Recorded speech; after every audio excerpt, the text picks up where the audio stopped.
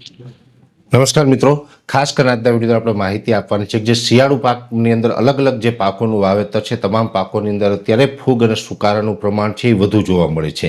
એટલે એનું નિયંત્રણ કેવી રીતે કરી શકીએ, જેમાં પ્રાકૃતિક ઇલાજ હોય, જૈવિક ઇલાજ હોય કે જે આપણે કેમિકલ પેસ્ટિસાઇડ જે ફંગીસાઇડ આવે છે એના ઇલાજ હોય, તમામ વિશેની ચર્ચા કરવાની છે. સૌપ્રથમ તો આપને જણાવી દો કે અત્યારે જે શિયાળુ પાકનું વાવેતર છે જેની અંદર અલગ અલગ ઘણી પ્રકારના વાવેતર છે, જેમાં ઘઉં હોય, ચણા, ધાણા, જીરું હોય, લસણ, ડુંગળી છે અથવા તો શાકભાજી છે, અન્ય પાકો છે, તમામ પાકોનું વાવેતર અત્યારે ગુજરાતના ખેડૂતોએ કર્યું છે. એમાં લગભગ મોટા ભાગના પાકોની અંદર અત્યારે ફૂગ અને સુકારાનું પ્રમાણ છે એ જોવા મળી રહ્યું છે.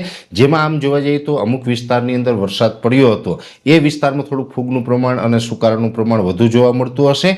બાકી એમ નોર્મલ પણ અત્યારે ફૂગ અને સુકારાનું પ્રમાણ જોવા મળી રહ્યું છે. સૌપ્રથમ તો મુદ્દો એ પણ છે કે જે આપણે ચોમાસું વાવેતર હતું ત્યારે પણ મગફળી વખતે પણ ફૂગનું પ્રમાણ વધારે હતું ને એના જે સ્પોર હોય જમીનમાં પડેલા હોય એની પણ અત્યારે ઇફેક્ટ આવતી હોય છે, એને કારણે પણ આ થોડુંક પ્રમાણ વધારે રહે છે. હવે આને આપણે નિયંત્રણ કરવું હોય તો શું કરવું જોઈએ? પહેલી વાત તો એ છે કે પ્રાકૃતિક ઇલાજ, પ્રાકૃતિક રીતે કેવી રીતે નિયંત્રણ કરવું? તો પ્રાકૃતિક ઇલાજની અંદર છાશ અને ગૌમૂત્રનો ઉપયોગ કરવો જોઈએ. છાશ એક પંપની અંદર 500 ml અને 500 ml ગૌમૂત્ર. ખાસ કરીને ધ્યાન એ રાખવાનું છે કે જે છાશ હોય છે ગાયની હોવી જોઈએ અને છાશ છે ઓછામાં ઓછી 2 મહિના જૂની હોવી જોઈએ અને વધારેમાં વધારે 9 મહિના જૂની. જો 9 મહિના કરતાં વધારે જૂની છાશ હોય તો એનો વપરાશ આપણે ન કરવો. છાશ અને ગૌમૂત્રનો રેગ્યુલર દર 5 થી 6 દિવસે છંટકાવ કરવાનો.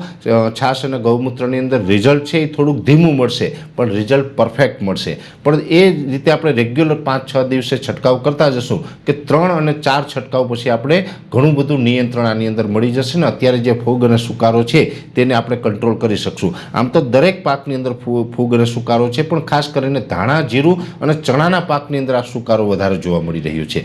હવે માની લઈએ કે આપણે ગાયની છાશ અને ગૌમૂત્રની વ્યવસ્થા નથી, આપણે પ્રાકૃતિક ખેતી નથી કરતા, છતાં પણ આપણે કેમિકલ નથી વાપરવું. આપણે જો જૈવિક ઇલાજ કરવો હોય તો જૈવિક ઇલાજની અંદર જે ટ્રાઇકોડર્મા અને જે સુડોમોનાસ આવે છે આ બંને વસ્તુ છે આપણે વાપરી શકીએ. એક પ્રકારે ફૂગ અને બેક્ટેરિયા કહેવામાં આવે છે. ટ્રાઇકોડર્મા અને સુડોમોનાસ છે એ રેગ્યુલર જો બે વખત આપણે 15 દિવસના અંતરે આપવામાં આવે તો એની અંદર પણ આની અંદર સારું એવું પરિણામ મળે છે. ખાસ કરીને ટ્રાઇકોડર્મા જે સુડોમોનાસ છે એ આપણે 1 કિલોના પેકિંગમાં આવે છે એ લેવાના છે. 1 કિલોના પેકિંગની અંદર આવે છે 1 વીઘો, 16 ગુઠ્ઠાવાળું હોય એવી રીતે. જો 2.5 વીઘા હોય તો 1 એકર થાય, એટલે 1 એકરની અંદર 1 કિલો આપવાનું. પણ જો આ સારી ક્વોલિટીનું હશે તો આપણે આની અંદર પરિણામ મળશે. સારી ક્વોલિટી એટલે કે અત્યારે ટ્રાઇકોડર્મા સુડોમોનાસ છે એ દેશની અંદર અને આપણા રાજ્યની અંદર અનેક કંપની બનાવે છે, પણ જે ક્વોલિટી જેને કહી શકાય, જેમાં એગ્રીલેન્ડ હોય અથવા તો ક્યુરેટિવ છે, પ્રોટેક્ટિવ છે, મલ્ટીપ્લેક્સ છે, જે સ્ટાન્ડર્ડ કંપની છે આવી કંપનીના હશે તો ચાલશે, પણ લોકલ હોય તો પછી આપણે પરિણામ નથી મળતું. ઘણી વખત એવું પણ બને છે કે લાઇફિલાઇઝેશન ટેકનોલોજીના નામે તમને ઘણું બધું મિક્સમાં આપી દેવામાં આવે, જેમાં ટ્રાઇકો હોય, સુડો હોય, મેટારિઝમ હોય, પોચેનિયા હોય વગેરે તમામ બધું મિક્સ કરીને આપવામાં આવે છે, જેનું પ્રમાણ ઓછું હોય છે. પણ આપણે એની જરૂર નથી. ઘણી વખત ઘણા બધા ખેડૂતોને એવું કહેવામાં આવે કે આની અંદર તમામ પ્રકારની ફૂગ અને તમામ પ્રકારના બેક્ટેરિયા આવી જાય છે, પણ એ ટેકનોલોજીની દ્રષ્ટિએ અને સિદ્ધાંતની દ્રષ્ટિએ જોવા જઈએ તો ખેડૂતના હિતમાં નથી. એટલે લાઇફિલાઇઝેશનના નામે આપણે જો આવો બધા બેક્ટેરિયા કે બધી ફૂગ છે મિક્સમાં આવતી હોય તો એ ખેડૂતોએ ના વાપરવી જોઈએ મારી દ્રષ્ટિએ.